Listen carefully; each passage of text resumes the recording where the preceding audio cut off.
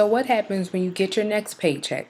It's fairly simple. Since you already put the plan in place, you just pretty much carry it going forward. So, all right, the next paycheck is 9/26.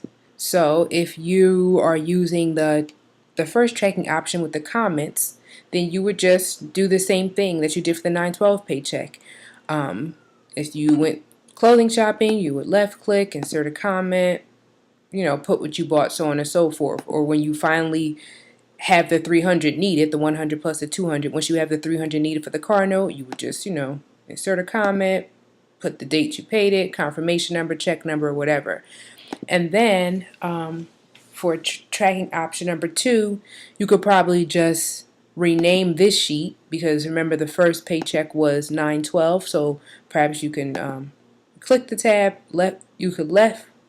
first left click to select, then right click, rename it. You could rename this then 9/12 or like 12 tracking or something like that to let you know it was that check. And then you can copy it to make a new one, right? So I'm going to copy it, create a copy. I'll say just move to the end, or you can put it right after September 12 tracking. So it'll be next to it, and then you would double click it and then change it to September 26 tracking, just so that it's a new sheet. And then you can just clear what's here, and then you would start afresh, and then you would just update it for any changes. Like clothing is, let me see, we said 300 for the second check, so for September 26 this would then be 300, and then you would just update any of these tabs accordingly. So for the credit card portion, if you spend credit cards, it'd be a bit different. So you would look at September 12th. As of September 12th, you have a $365 balance on your credit card. So then for September 26th, this would have to change to $365, and then you clear this from the last paycheck. So that way you make sure, that way you have the correct balance at all times. So then if you go shopping, you would just add the new charges as of September 26th. And that's basically it.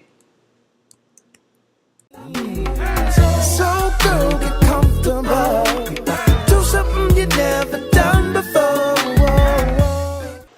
So what if after the 9/12/14 paycheck you spent everything in all your categories, or you allocated everything in all your categories, but you still had about $80 left in the clothing category that you didn't spend? How do you reflect that going forward?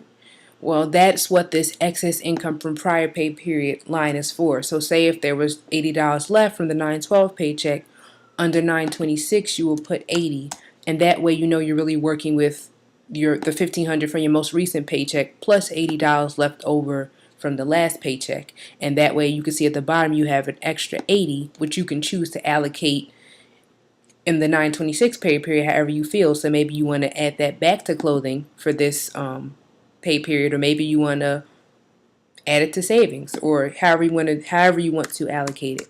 But essentially you just take any leftovers from the period before, and then you just put it on this line, so that way the correct amount of money that you're actually working with at all times. All right.